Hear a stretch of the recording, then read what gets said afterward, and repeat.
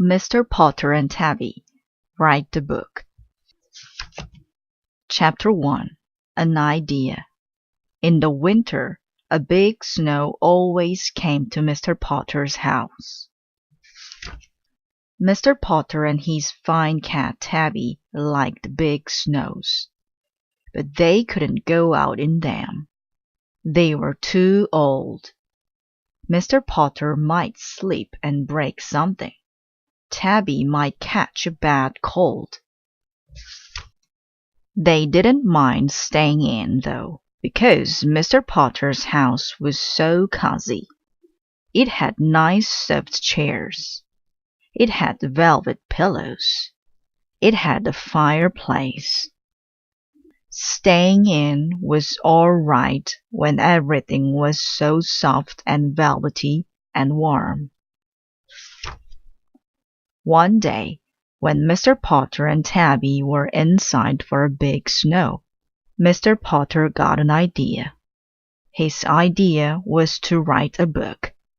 He had everything a writer needed: a soft chair, a warm fire, and a good cat. And he had a pen and plenty of paper. "I have always wanted to write a mystery novel," Mr. Potter said to Tabby. So he brought out lots of paper, lit the fire, plumped his chair, and got ready to begin. First, he had to think of a title. He thought and thought and thought. Finally, he told Tabby, "I shall call my book The Mystery of Lighthouse Cove." It was a very good title. It was full of mystery. As a boy, he had read lots of books with titles like that. Mr. Potter was so pleased, he decided to fix a snack.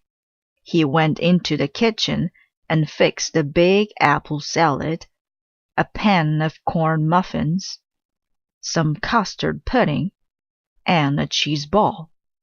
Mr. Potter spent 3 minutes on his title and 4 hours on his snack. Then he took a nap. Mystery writing was not easy work. Chapter 2. Chapter 1. On the second day that he was a mystery writer, Mr. Potter had a nice long breakfast with Tabby of oatmeal and tea. Then he settled down to write again. But first, he had to stoke the fire. Then he had to clean Tabby's ears. Then he had to find a sweater. Then he had to move his chair closer to the window. Then he had to move it back. Then he settled down again. He was ready to write. Mr. Potter looked at the walls and he thought. He thought and thought and thought. Finally, he wrote Chapter 1. He began to think some more. As he was thinking, he looked out the window. A rabbit was in the yard. "Such a nice rabbit," Mr. Potter said to Tabby. The rabbit made him think of Easter, and Easter made him think of boiled eggs. He decided to fix a snack. He went into the kitchen and fixed 20 boiled eggs and a vegetable stew. Mr. Potter spent 1 minute on Chapter 1 and 3 hours on eggs and stew. Then he took a bath. Then he took a nap. Mystery writing wore him out. Chapter 3. Good Things. The third day that he was a mystery writer, Mr. Potter woke up ready to write again. He liked being a writer ready to write. First, he and Tabby had cinnamon toast and tea. Then Mr. Potter patted Tabby and began to think. He looked out of his window, thinking. He looked at his fire, thinking. He looked at Tabby, thinking.